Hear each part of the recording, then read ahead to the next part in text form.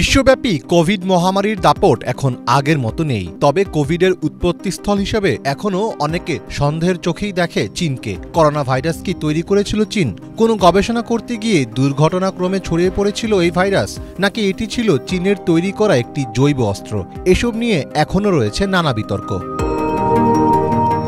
তবে এবার আর কোনো লুকোচুরি নয়, একেবারে খোলাখুলিভাবেই এক মারাত্মক ভাইরাস তৈরি করলেন চীনের বিজ্ঞানীরা, যে ভাইরাস সংক্রমণে মাত্র ৩ দিনের মধ্যেই মরে যাবে মানুষ।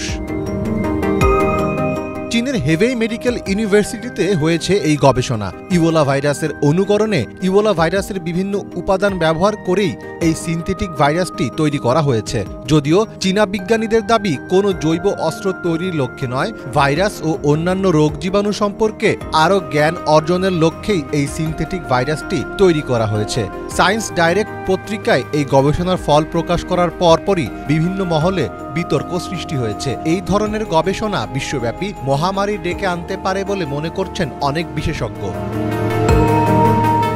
সিরিয়ার কয়েকটি হ্যামস্টারের উপর পরীক্ষা চালিয়েছেন হেবেই ইউনিভার্সিটির বিজ্ঞানীরা। হ্যামস্টার ইঁদুরের মতো এক প্রকার প্রাণী। ইনজেকশনের মাধ্যমে ওই ভাইরাসটি ৫টি মহিলা এবং ৫টি পুরুষ হ্যামস্টারের শরীরে প্রবেশ করানো হয়েছিল।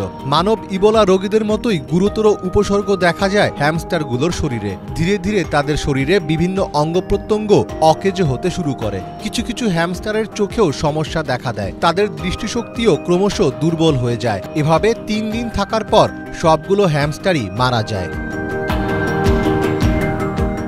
ইবোলা ভাইরাস নিয়ে গবেষণার জন্য অত্যন্ত নিরাপদ গবেষণাগার প্রয়োজন। বায়োসেফটি লেভেল ৪ ছাড়া এই ভাইরাস নিয়ে গবেষণা করা যায় না। কিন্তু বিশ্বব্যাপী বেশিরভাগ গবেষণাগারেই বায়োসেফটি লেভেল ২ নিরাপত্তা রয়েছে। এই অবস্থায় যাতে কম নিরাপত্তা ব্যবস্থার মধ্যেও ইবোলা নিয়ে গবেষণা করা যায়, সেই লক্ষ্যে এই সিনথেটিক ভাইরাসটি তৈরি করা হয়েছে বলে জানিয়েছেন চীনা বিজ্ঞানীরা। এর জন্য ভ্যাসিকুলার স্টোমাটাইটিস ভাইরাস বা ভিএসভি নামে পরিচিত একটি ভাইরাস ব্যবহার করেছিলেন তারা।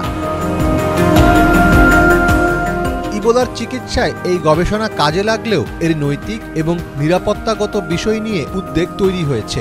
নিয়ন্ত্রিত পরিবেশেও এই ধরনের প্রাণঘাতী ভাইরাস তৈরি করা উচিত কিনা সেই প্রশ্ন উঠেছে। করোনার মতো দুর্ঘটনাক্রমে এই ভাইরাসটিও যদি বাইরে ছড়িয়ে পড়ে, তাহলে হয়তো আরেকটি মহামারীর মুখোমুখি হবে পুরো বিশ্ব।